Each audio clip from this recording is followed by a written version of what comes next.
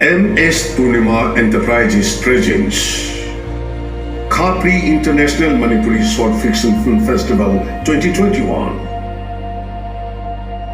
Organized by IPAK Films Production Manipur under the Aegis of Film Forum Manipur.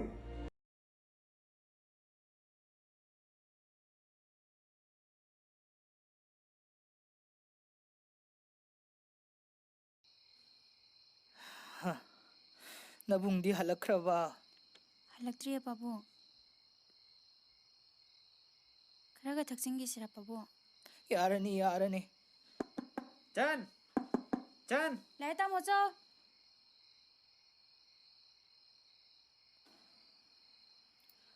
Pabung sak picharawa. Pizza greta mocho.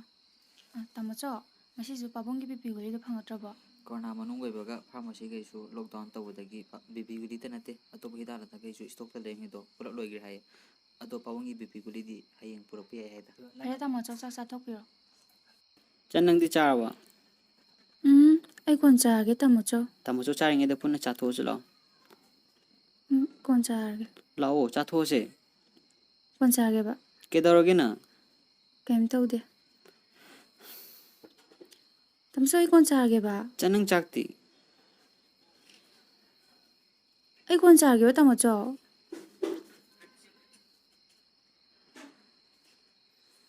Tamocho ngasi cheng konadre. Tamocho kungan corona ge lama cheng ju loigre. Tamocho na wara ma ju loigre. Chakhungi thum alu ngari jona ma loigre tamocho. Parese. Tamocho heng imugi warpa do. Lairo puragi. Asigidi tamocho pun jaminars.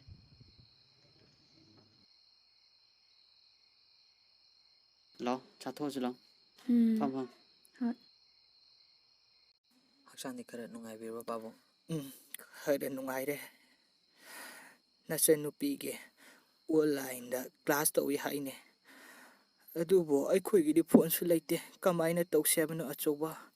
Phi thidrabadi handak online da exam ama tawgani hai. Adusu thaba yawhaloi haine. do tamo bi legi ta thabuk su le paisa do law chalo wani atu maso corona manung websita paisa do phak tare atu piraga kaikena do khanar se pabung khangja pabung laira bisida corona manung websita thabuk su leite aduna laira ba khoidi hingmodi am wadori pabung Mapa ina ngamdaduna laibasida nachal se corona go ibasida lairik pesu tamanba ngamgadaba mandre achoba. pabung yamasu khanjam birno potha bir pabung chan nangsu potha jaro pabung pajana potha biu ko Fare chalo. Chan.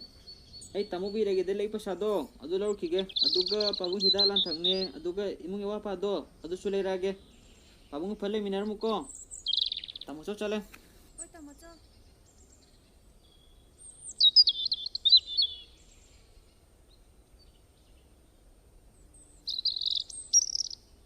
Online class yauna na bane haiduna aina phone piram laga masi angak si game amuk sana duna leiramene pabung hawra dam nama na ba kaya amadi phone leiba ngamdaduna online class yawo phangnadri Tamo. aduga Tamo. nang ko Tamo bi nang lei bro. thoi bara Hoi tamo. o lai se nangi paisa haido Hoi tamo. Tamo chalo ge de. hoi fare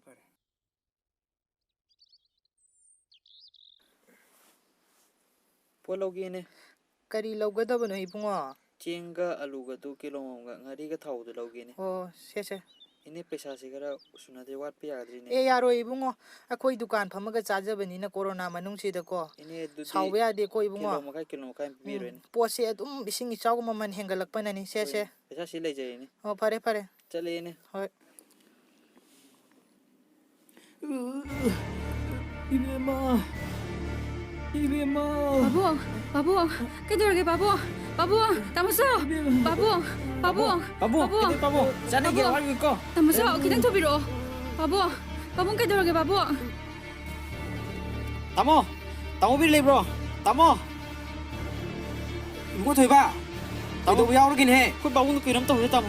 Ko gam ne pukachi. e nga ko dudi Karade sakke habiri bano. Corona manung sida hospital da salaga leila sanbirake habiri bano. kaino nang haido ha anga asiatai kana sunatine he Sikki ama phangdra imung sunna tabasida khangde ai disa bayaro hari masini. lockdown manung sida line chen ba sunate anga asi kamai to ꯇꯥꯃꯣ ꯀꯣꯛꯀ ꯁꯥꯔꯦꯗ ꯑꯩ